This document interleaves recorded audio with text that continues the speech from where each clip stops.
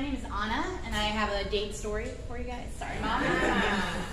So I live in Los Angeles, and this was probably 9 years ago, right about the time when I first moved out, and I was so excited because, you know, dating dudes in Los Angeles, man, they're all going to have boats, and it's great. They don't. Most of them with their parents, and they have a screenplay that they want you to read. That's awful.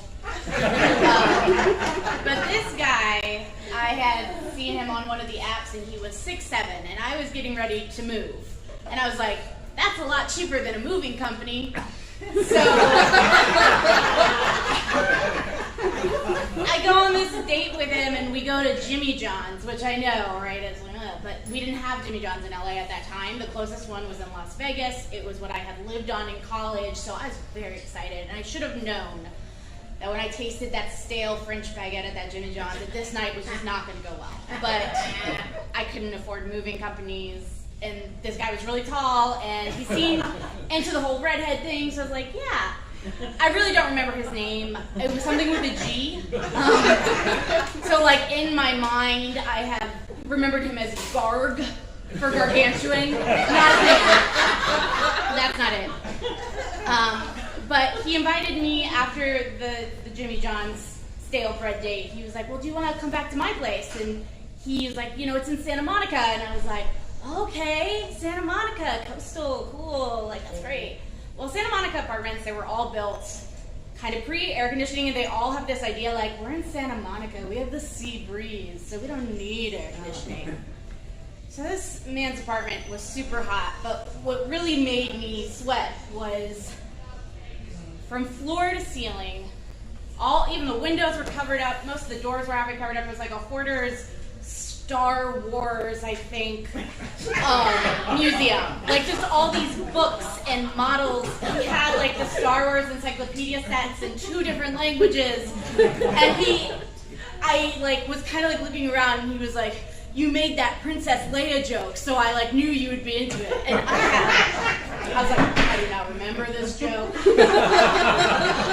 It was certainly not intentional. I don't know if I've ever seen a Star Wars start to finish. I just know the name Princess Leia, and that's literally where it ends. But anyway, so there's no air conditioning. There's no room for fans because of his Star Wars museum. And we sit down, and my mom's here, so I do apologize, Pauline. But again, you and Dad were in Indianapolis, and I needed to move. And I can't lift that much crap. So start making out a little bit, and I'm like sweating, and I'm like, oh God, this is not what I want, but you know, this is fine, whatever. And every woman who has been on a date with a man knows, like, sometimes you're just there, and you're just like, okay, let's just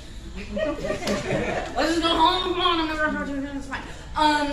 So I'm kind of in that phase, and I am like, the sweat is getting worse, and I'm kind of like trying to just be like, let's tell me about Star Wars. Like, and he like moves to pick me up, like in what he thinks, I think, is a very sexy way. You know, like 6'7" Garg is like, I do this all the time with Princess Leia's. It's fine. And he got kind of under my shirt, and I slipped and fell first onto the couch and on the ground, but I knocked over one of his little models. And it was a Lego model. So it kind of broke, but I was like, oh good, you get to build it again. Long story short, he did not help me move. And I made out with him for no reason at all. But it was very sweaty.